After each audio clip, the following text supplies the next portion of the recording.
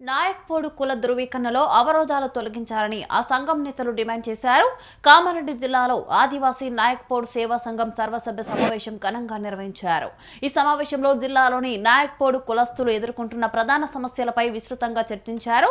జిల్లాలోని కొంతమంది ఎంఆర్ఓ కార్యాలయాల్లో అవగాహన లోపం కారణంగా నాయక్పోడు కులస్తులకు కుల ధృవీకరణ పత్రాలు జారీ చేయడంలో తీవ్ర ఇబ్బందులు ఎదురవుతున్నాయని సభ్యులు ఆవేదన వ్యక్తం చేశారు.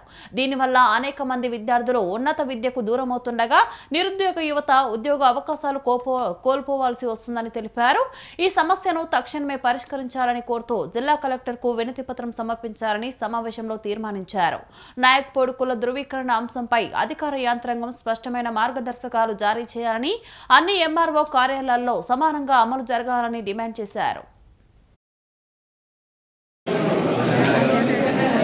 నమస్కారం.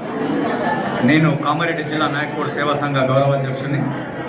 ముఖ్యంగా ఈ పత్రికల ద్వారా రాజకీయ ప్రజాప్రతినిధులకు, అధికారులకు నేను విన్నవించే విషయం ఏంటంటే, మాకు గత సంవత్సర కాలంగా నాయక్పోడు లాంటి కామారెడ్డి జిల్లాలో లేరు అని చెప్పేసి సర్టిఫికెట్లు ఇవ్వడంలో తాత్సారం చేస్తూ మా యొక్క నిరుద్యోగ యువకులకు ఉపాధి అవకాశాలు కోల్పోయే విధంగా, సామాన్య పేద ప్రజానికానికి సంక్షేమ పథకాలు అందనంటగా చేస్తూ, అలాగే మీరు చూస్తున్నారు ఇక్కడ ఉన్నటువంటి చిన్నారులు విద్యార్థులందరూ కూడా మరి 4వ తరగతి నుంచి పై అంటే ఇంటర్మీడియట్ చదివే విద్యార్థులందరికీ నిలబడ్డారు. వాళ్ళు పై చదువుల నిమిత్తం కానీ, స్కాలర్షిప్ల నిమిత్తం కానీ, మరి వివిధ గురుకులాల్లో జాయినింగ్ అవ్వడానికి అన్నిటికీ కూడా సర్టిఫికేట్ అవసరం ఉంది. కాబట్టి వీళ్ళందరినీ కూడా ఏకపక్షంగా అధికారులు అవగాహన లోపంతో నాయకులు అంటే మీరు లేరు అని చెప్పి సర్టిఫికేట్ ఇవ్వకపోవడం వల్ల గత సంవత్సరం సుమారు 40 మంది విద్యార్థులు మరి పై చదువుల విద్యను కోల్పోవడం జరిగిందని చెప్పేసి మీకు నేను వినయిస్తూ, మరి ఈ సందర్భంగా నేను రాష్ట్ర ముఖ్యమంత్రి వరకు ఒకటే విన్నపం చేస్తా ఉన్నా.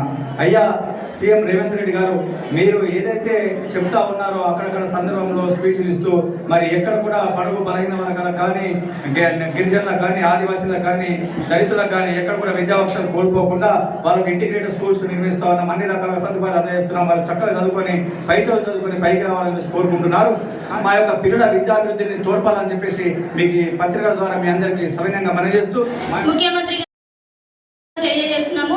మేము ఇక్కడ ఇంటర్మీడియట్ అండ్ 10th ఇంటర్ గురుకుల విద్యార్థులము. మరియు మాకు పై చదువుల కోసం సర్టిఫికేట్స్ ఎంతో అవసరం.